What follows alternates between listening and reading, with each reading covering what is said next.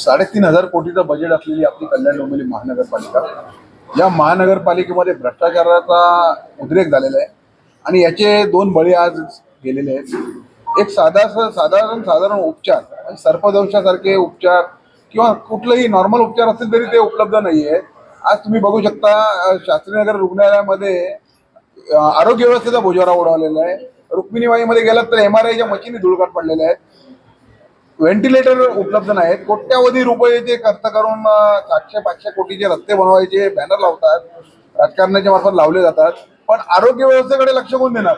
आज आरोग्य व्यवस्था जिवंत आहे का? कल्याण डोंबिवली महानगरपालिका नसून कल्याण डोंबिवली मृत नगरपालिका झालेली आहे आणि त्यामुळे या नागरिकांच्या आरोग्याची इथे खेळ सुरू आहे। कोणालाही घेणं देणं पडलेलं आहे। राजकारणी मोठमोठे इव्हेंट करतायत। माझी त्यांना विनंती आपल्या माध्यमातून आहे की एवढा पैसा जो आपण उधळताय त्याच्यात थोडासा पैसा जरी आरोग्यासाठी दिला तर या सर्वसामान्यांचं जीवन आहे हे सुकर होईल आणि सोयीस्कर होईल।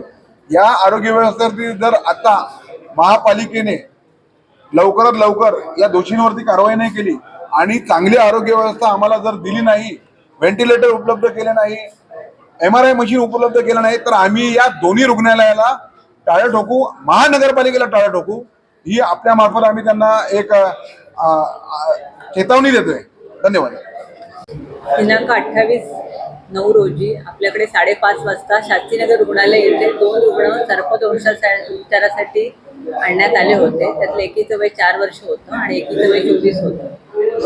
दोघांचे नातेवाईक घेऊन आले आणि त्यांना सर्पदंशाचं माहिती दिली, तर त्यावेळेला त्यांच्यावर ताबडतोब तिथल्या डॉक्टरांनी उपचार चालू केले आणि आपल्याकडे इंजेक्शन ASV जे अँटी स्नेक वेनम उपलब्ध आहेत, त्याच्यामुळे त्यांना दोघींनाही 10 वायल चालू करण्यात आल्या आणि त्याच्यानंतर त्यांची प्रकृती अतिशय चिंताजनक वाटल्यामुळे त्यांना ताबडतोब ठाणा सिव्हिल येथे शास्त्रीनगरच्या ॲम्ब्युलन्समधून संदर्भित करण्यात आलं।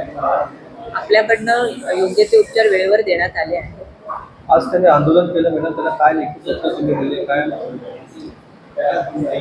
आंदोलनाकर्ते ज्यांनी आम्हाला लेखी तक्रार दिली की योग्य ते उपचार मिळाले नाहीत आणि ॲम्ब्युलन्स मिळायला पण उशीर झाला असं त्यांच्या तक्रारी त्यांनी म्हटलंय, तर त्या दृष्टीने आम्ही या प्रकरणाची सखोल चौकशी करू आणि संबंधित कोणी दोषी आढळलं तर आम्ही त्यांच्यावर योग्य ती कारवाई करण्यात येईल असं आश्वासन आम्ही दिलंय त्यांना लेखी।